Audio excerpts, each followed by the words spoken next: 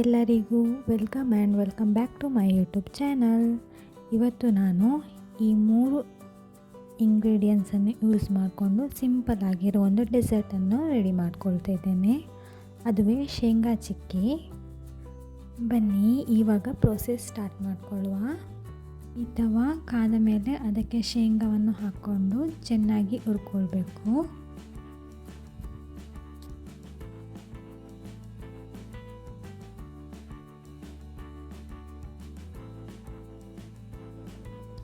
ಶೇಂಗಾ ಸಿಪ್ಪೆ ಈ ಕಲರ್ ಬರುವ ತನಕ ಹುರ್ಕೊಳ್ಬೇಕು. ಒಂದು ಶೇಂಗಾ ಬೀಜ ತಗೊಂಡು ಸಿಪ್ಪೆ ತೆಗಿಲಿಕ್ಕೆ ಬರ್ತದ ಅಂತ ನೋಡ್ಕೊಳ್ಳುವ. ಸಿಪ್ಪೆ ಈಸಿಯಾಗಿ ತೆಗಿಲಿಕ್ಕೆ ಬರ್ತಾ ಇದೆ. ಈಗ ಒಂದು ಪ್ಲೇಟಿಗೆ ಟ್ರಾನ್ಸ್ಫರ್ ಮಾಡಿಕೊಂಡು ಎಲ್ಲ ಶೇಂಗಾ ಬೀಜದ ಸಿಪ್ಪೆಯನ್ನು ತೆಕ್ಕೊಳ್ಳುವ.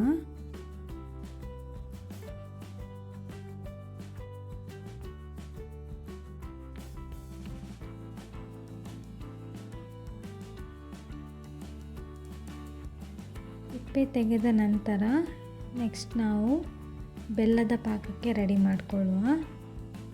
ಒಂದು ಬಾಣಲೆಗೆ ಸ್ವಲ್ಪ ಬೆಲ್ಲ ಹಾಕ್ಕೊಳ್ತಿದ್ದೀನಿ. ಲೋ ಫ್ಲೇಮಲ್ಲಿ ಇಡಬೇಕು. ಲೋ ಫ್ಲೇಮಲ್ಲಿ ಬೆಲ್ಲನ ಕರಗಿಸ್ತಾ ಬರಬೇಕು.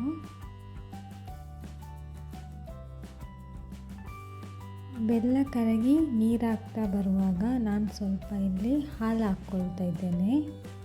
ಹಾಲು ಹಾಕೋದ್ರಿಂದ ಸ್ವಲ್ಪ ಕ್ರಿಸ್ಪಿನೆಸ್ ಬರ್ತದೆ ಮತ್ತು ಟೇಸ್ಟ್ ಕೂಡ ಚೆನ್ನಾಗಿರ್ತದೆ.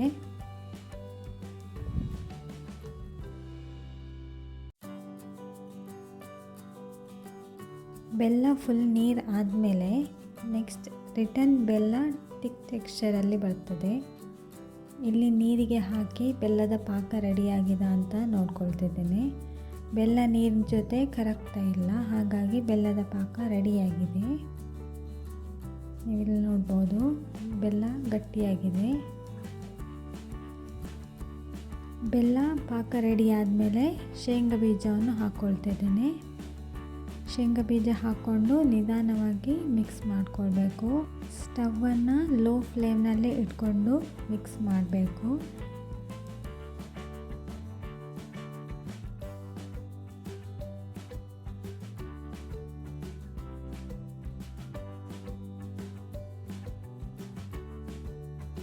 ಇಷ್ಟು ಸಾಕು.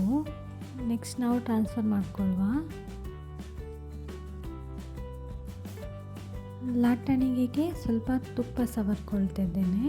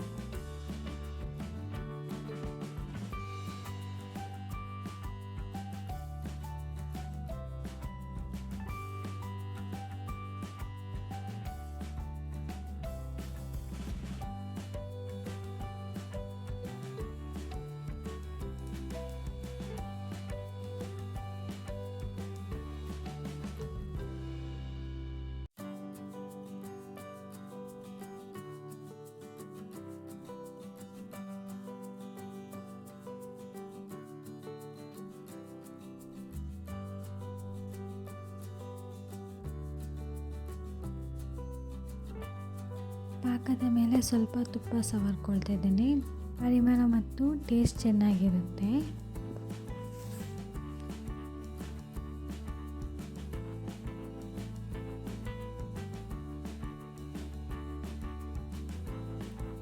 ಲಟ್ಟಣಿಗೆಯಲ್ಲಿ ಅಂಟಿದ್ದ ಪಾಕವನ್ನು ತೆಗೆದು ನಾನಿಲ್ಲಿ ರೌಂಡಾಗಿ ಚಿಕ್ಕಿ ಮಾಡ್ಕೊಳ್ತಾ ಇದ್ದೀನಿ. ಸುಮ್ಮನೆ ಯಾಕೆಲ್ವಾ ವೇಸ್ಟ್ ಮಾಡ್ಕೊಳ್ಳೋದು.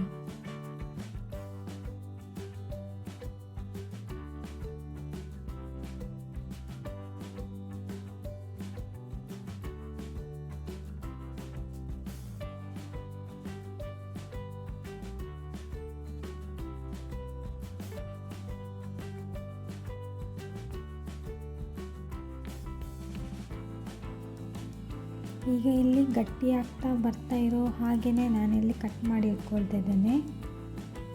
ಜಾಸ್ತಿ ಗಟ್ಟಿ ಆದರೆ ಮತ್ತೆ ಕಟ್ ಮಾಡಲಿಕ್ಕೆ ಬರೋದಿಲ್ಲ, ಹಾಗಾಗಿ ಮೊದಲೇ ಕಟ್ ಮಾಡಿ ಇಟ್ಕೊಳ್ತಿದ್ದೇನೆ.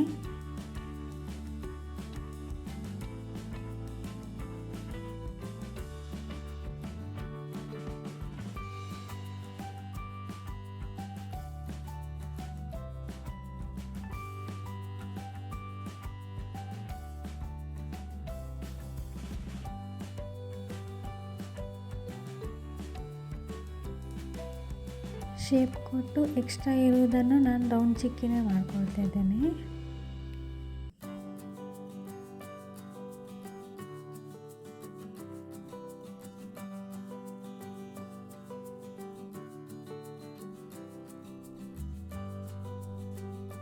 ನೀವು ಕೂಡ ನಿಮ್ಮ ಮನೆಯಲ್ಲಿ ಮಾಡಿ.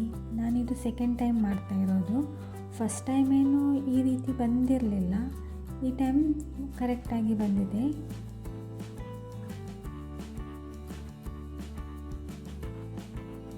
ಇದನ್ನು ನಾನೊಂದು ಅರ್ಧ ಗಂಟೆ ಗಟ್ಟಿಯಾಗಲಿಕ್ಕೆ ಬಿಡ್ತಾ ಇದ್ದೇನೆ.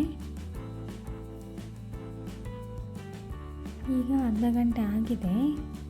ನೋಡುವ ಇಲ್ಲಿ ಚಿಕ್ಕಿ ಸರಿಯಾಗಿ ಬಂದಿದಾ ಅಂತ.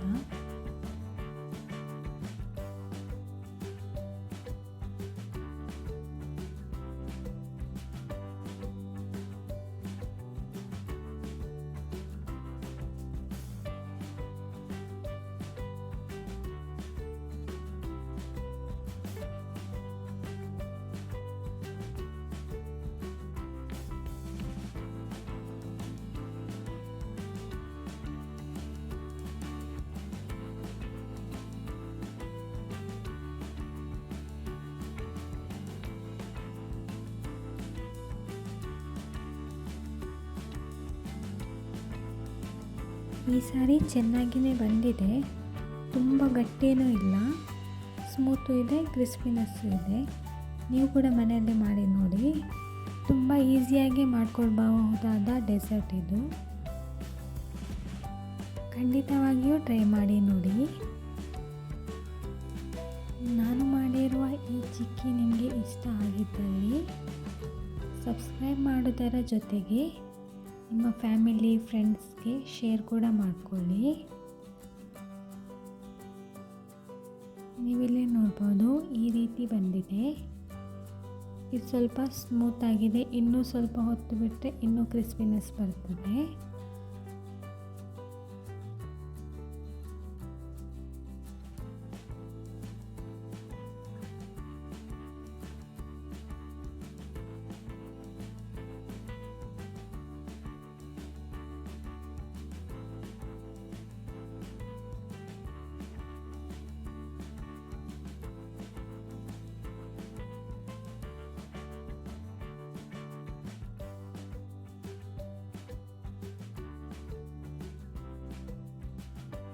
ನಿಮಗೆಲ್ಲರಿಗೂ ಸಂಕ್ರಾಂತಿ ಹಬ್ಬದ ಹಾರ್ದಿಕ ಶುಭಾಶಯಗಳು.